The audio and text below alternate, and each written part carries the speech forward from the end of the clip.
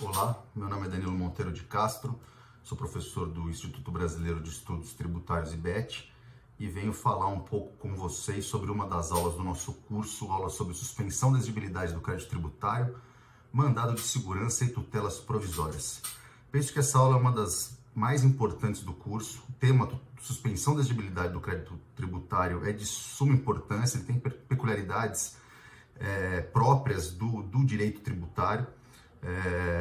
Então, entender o que é esse fenômeno, né, como ele age aí na marcha da exigibilidade, as hipóteses de sua ocorrência, é de extrema importância ao profissional que quer atuar ou que já atua com o direito tributário. Suspensão da exigibilidade do crédito tributário é um fenômeno de cunho material, é um efeito material, né, apesar dele ocorrer muitas vezes em ambiente processual, e por opção do legislador, né, algumas situações próprias aí, em ambiente tributário, surge esse efeito próprio em ambiente tributário, não vislumbrado em outros ramos do direito.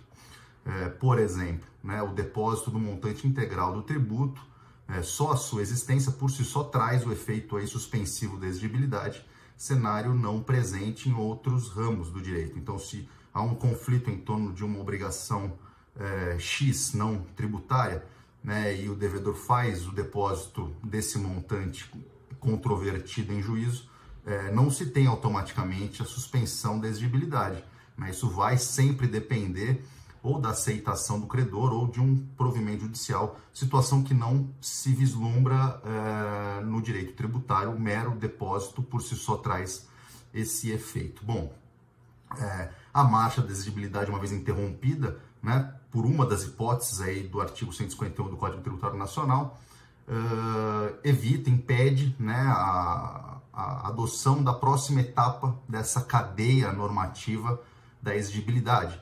Então, se o crédito já está inscrito em dívida ativa, ele não poderá ser ajuizado. Se ele ainda não foi inscrito, ele não poderá ser.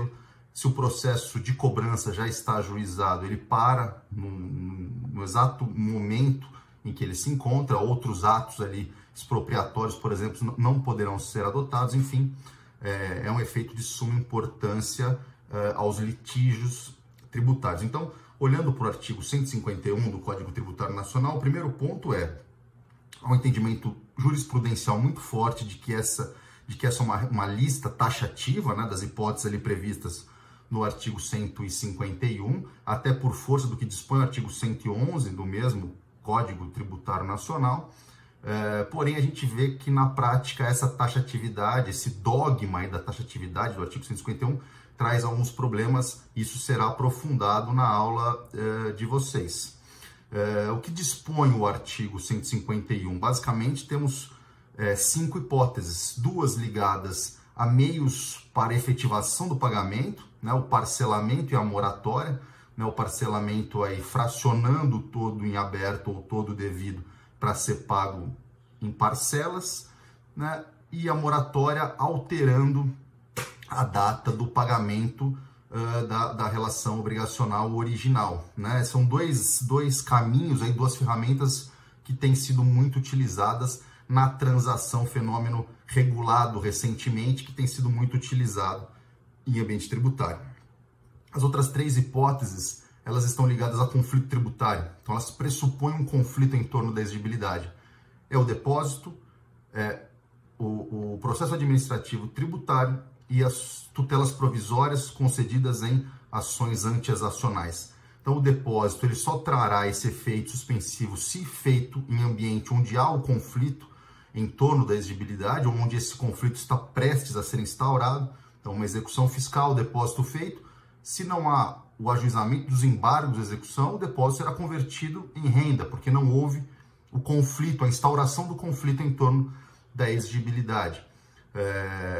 O processo administrativo tributário, só a sua instauração basta para a suspensão da exigibilidade, então nenhum ato de cobrança poderá ser praticado enquanto pender processo administrativo, mantido aí pelos recursos cabíveis.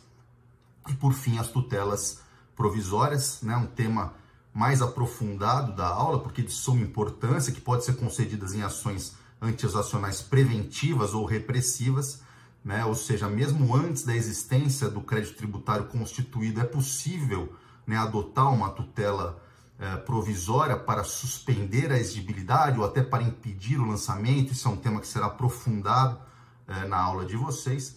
E o mais comum, né, a tutela provisória já numa ação repressiva, uma ação anulatória, onde se quer realmente suspender a exigibilidade de um crédito já constituído. E o que se tem muito frequentemente é o uso do mandado de segurança, outro tema que será aprofundado na aula, como uma dessas ferramentas anti-exacionais, né? Eu tenho as ações de rito comum, né? Ação declaratória, ação anulatória, mas elas podem ser substituídas pelo mandado de segurança preventivo ou repressivo, evidentemente que desde que presente os requisitos necessários para o seu manejo, né? Então, aprofundamento na aula aí de quais são esses requisitos, o que é necessário para o uso do mandado de segurança, quais os riscos do uso do mandado de segurança, já que ele exige aí um direito líquido certo, então a não demonstração desse direito ou a ausência dele pode impedir o avanço, né, a obtenção da pretensão almejada, mas é uma ferramenta muito usada, já que ela não traz, esse é um dos principais motivos do seu uso, ela não tem honorários sucumbenciais, né? Não há condenação ao sucumbente aí ao pagamento de honorários, isso fomenta o seu uso, mas evidentemente que ele tem que ser usado com cautela para que de fato se tenha o objetivo alcançado. Bom, pessoal, a aula vai tratar desses temas com um aprofundamento muito maior do que o que eu acabei de lhes dizer. Espero que aproveitem essa aula, aproveitem o nosso curso de especialização em direito tributário. Espero encontrá-los em uma destas aulas presencialmente. Um forte abraço.